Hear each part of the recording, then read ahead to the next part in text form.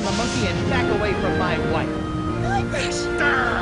Greenwood, you led me a merry chase, but soon the dread mysteries of these ancient simians will be mine. I like to think we're pretty fair around here. We're equal opportunity criticizers, but there are a few development studios you'll rarely hear me say anything bad about. One of them is Retro Studios, and there's obviously Valve, so I really like Platinum Games. Anyway, the point is, everyone has their favorite developers, and this game comes from another one of mine. This is a first chapter in Telltale Games' episodic, swashbuckling classic, Tales of Monkey Island.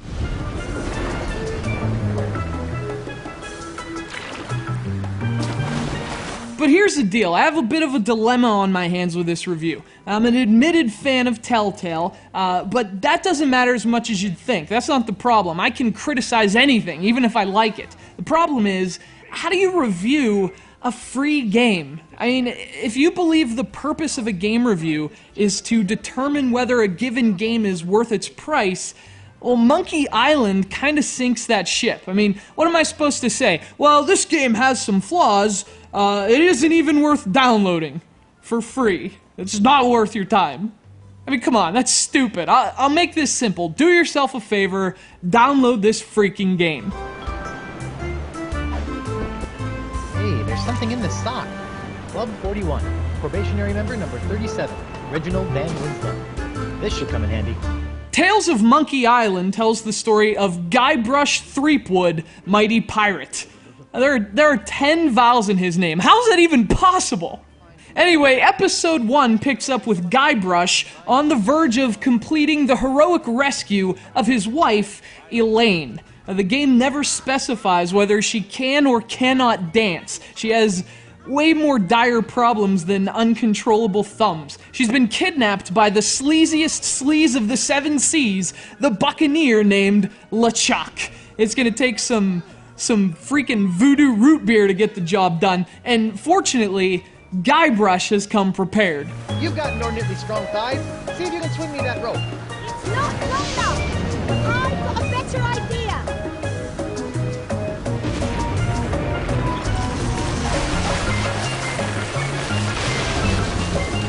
Obviously, the writing is a big part of what makes Tales of Monkey Island such a fantastic game. The dialogue is extremely well written. It's the epitome of the humor so characteristic of Telltale. It's hard not to smile when you're asking your captive wife what's wrong and listening as her frustration with your incompetence builds. Ah, women, you can't live with them, you can't kill them. Won't someone please think of the monkeys? If you're familiar with other Telltale titles like Sam and Max, Wallace and Gromit, or maybe even the Strong Bad games for attractive people, you'll feel right at home in Tales of Monkey Island. You point, you click, things happen. The game is built on a foundation of puzzle solving, lots of exploration, and the aforementioned sharp dialogue.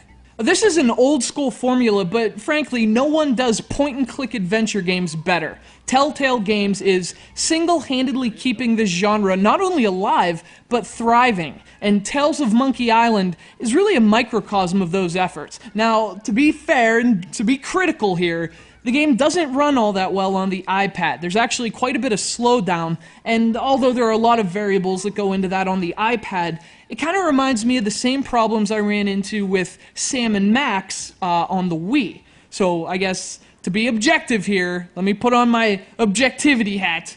Come on, Telltale, make your games run smoothly. This is crap. Oh, I'm sorry, Telltale. They made me say it. Here, how about this? It's free, it's awesome, and you have no reason not to download Tales of Monkey Island Episode 1. There, let's be friends again. Let's play in the park and point and click and frolic through daisies. This game freaking rules! Again, says I. Say, just listen to me prattling on while you stand there all wet and confused and whatnot. So, what's yours?